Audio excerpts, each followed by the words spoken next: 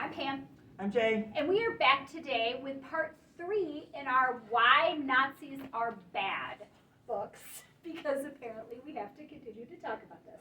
And we have 2 contrasting books about people who were Jews, who were in countries that were invaded / attacked, taken over by the Nazis during World War II.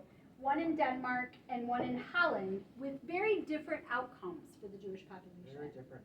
So we can start with Anne Frank, which is, they're also both banned books, because of course they are. Gosh, when was this published? I'm not sure when it was published. Otto Frank was the only one of the Frank family that survived, and he came back and found her diary in this annex where they had been hiding. But she wrote the diary from 1942 to 1944. Okay. I think that's right. And the reason I asked you is because, gosh, I feel like this is a classic. It is. And students really, we talk a lot about books are mirrors, windows, and sliding glass doors. And lots of people could relate to being a 14-year-old girl. But they can't necessarily relate to being a 14, 15-year-old girl who has to hide because Nazis are trying to kill her. Yeah.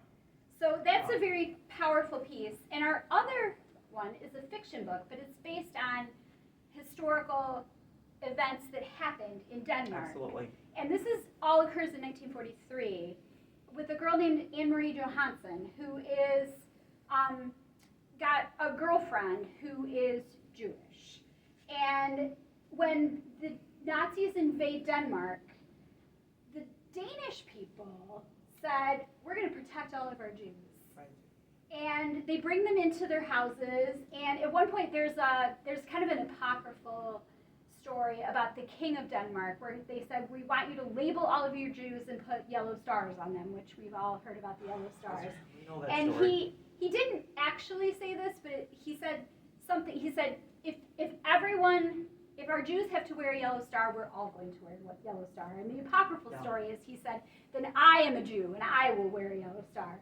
And then they collectively got all of their people together who had fishing boats and tourist boats and travel boats, and they put every Jew that was willing into the boats and took them over to England, smuggled them out before the Nazis could round them up in concentration camps, like we read about in Greece, or in Holland, where there was a big piece of the Holland government, the Dutch government, that was very complicit with the Nazis.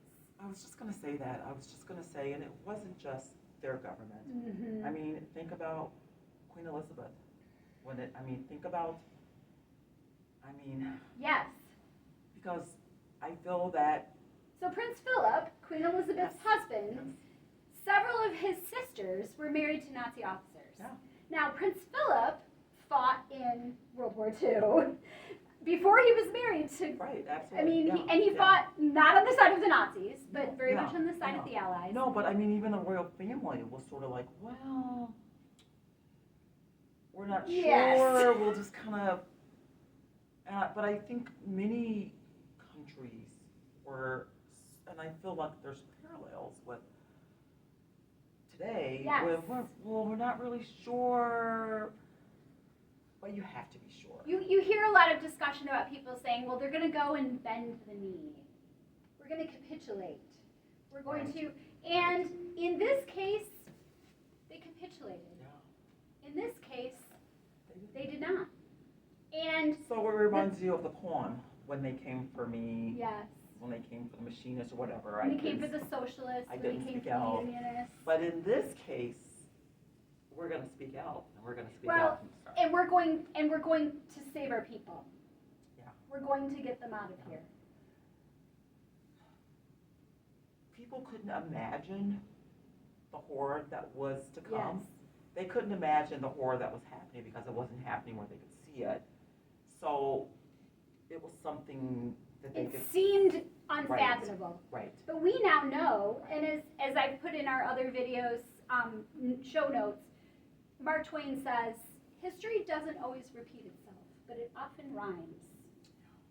And so we are here today to tell you, here's some books that can tell you about the rhymes of history for how Holocaust and the populations of Jews were protected or not protected in Number the Stars in Denmark and in The Diary of a Young Girl from Holland.